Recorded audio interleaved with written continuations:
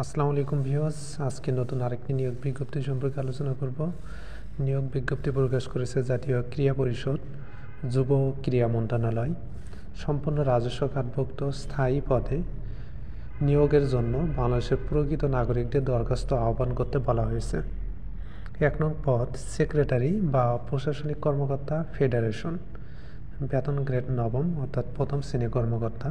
শূন্য পদ 4টি, শিক্ষাগত যোগ্যতা ক্রীড়াক্ষেত্রে অভিজ্ঞতা সহ দ্বিতীয় শ্রেণীতে স্নাতক ডিগ্রি।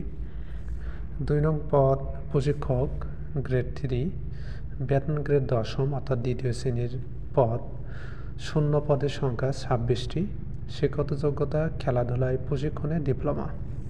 3 নং পদ আলোকচিত্র শিল্পী, বেতন গ্রেড দশম, এটিও দ্বিতীয় শ্রেণীর পদ। পদ সংখ্যা 1টি, শিক্ষাগত যোগ্যতা আলোকচিত্রের 4 বছরের অভিজ্ঞতা সহ উচ্চ মাধ্যমিক সার্টিফিকেট।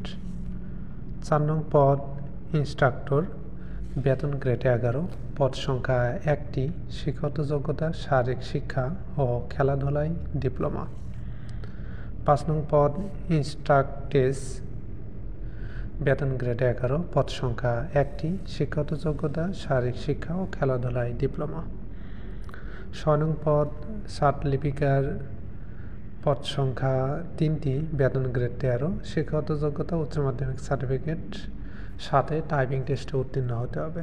7 নং পদ স্টোর কিপার, বেতন গ্রেড 14, পদ সংখ্যা 1টি, শিক্ষাগত যোগ্যতা উচ্চ মাধ্যমিক সার্টিফিকেট পাস। 8 নং পদ কম্পাউন্ডার, বেতন গ্রেড 14, পদ সংখ্যা 1টি, শিক্ষাগত যোগ্যতা কম্পাউন্ডার বিদ্যালয় সার্টিফিকেট। 9 নং পদ প্রচার সহকারী, বেতন গ্রেড 16, পদ সংখ্যা 1টি, শিক্ষাগত যোগ্যতা মাধ্যমিক স্কুল সার্টিফিকেট। 10 নং পদ প্রুফ রিডার, বেতন গ্রেড 16, পদ সংখ্যা 1টি, শিক্ষাগত যোগ্যতা সংশ্লিষ্ট কাজে অভিজ্ঞতা সহ মাধ্যমিক স্কুল সার্টিফিকেট। 11 নং পদ কার্য সহকারী, বেতন গ্রেড 16, পদ সংখ্যা 2টি, শিক্ষাগত যোগ্যতা মাধ্যমিক স্কুল সার্টিফিকেট। আবেদন করতে হবে সম্পূর্ণ অ্যানালগ সিস্টেমে, অর্থাৎ আপনারা অনলাইন থেকে আবেদন ফর্ম কালেক্ট করবেন। আবেদন ফর্ম কালেক্ট করে স্বহস্তে লিখে সেটি নির্ধারিত সময়ের মধ্যে ডাকযোগে অফিস চলাকালীন সময়ের মধ্যে পৌঁছতে হবে। আগামী 15ই জানুয়ারি 2025 খ্রিস্টাব্দ অফিস চলাকালীন সময়ের মধ্যে আপনার এই দরখাস্ত পৌঁছতে হবে। আবেদন ফি 200 টাকা, এটি ব্যাংক ড্রাফট বা পে অর্ডার করতে হবে।